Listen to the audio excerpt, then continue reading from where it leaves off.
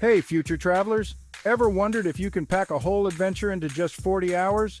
Buckle up, because in this video I'm taking you on a whirlwind 2-day trip from Los Angeles to Atlanta, then Birmingham and back, flying standby, hopping on trains, and even getting a surprise VIP ride in a minivan. More on that later. The exact costs are pinned in the comments, but spoiler alert, this trip didn't break the bank. Let's dive in.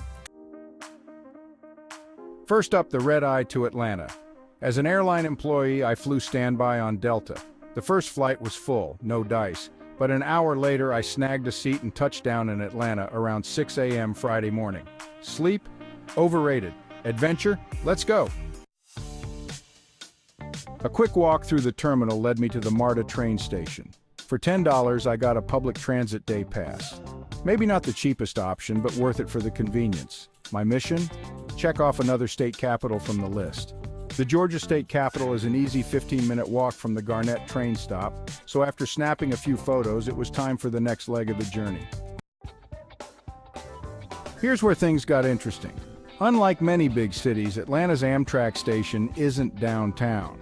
Google Maps, a friendly security guard, and a random guy on the street teamed up to help me locate bus number 110. I made it to the station with 20 minutes to spare.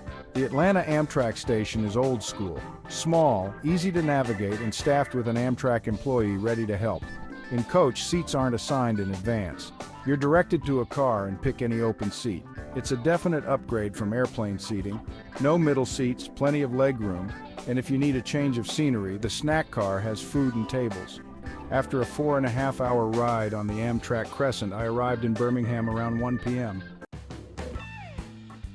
Birmingham's Amtrak station is part of a larger transit complex. Just a block away, I grabbed a $3.50 public transit day pass. Cheaper than Atlanta's, but, well, we'll get to the bus breakdown in a minute. For my stay, I chose the Elyton Hotel. A little pricey, but since my flights cost next to nothing, I splurged. Great decision. The beautifully restored building, friendly receptionist, and comfortable room made it worth every penny. Next stop, the Vulcan Monument. I hopped on a bus, and with no other passengers, I got some insider tips from the driver. Then, beep, beep, beep, alarm bells. The bus had brake issues. The driver pulled over and called for backup, and a short while later, a transit manager showed up with a minivan. And just like that, I had my own personal chauffeur to the monument. From the parking lot, there's a bit of a hike up the hill, but the panoramic views at the top are worth it. The entry fee covers both the small museum and the climb up 159 stairs to the top of the statue, though there's an elevator too, except of course it was out of service the day I visited. With limited time, I moved on to the essentials, food and booze.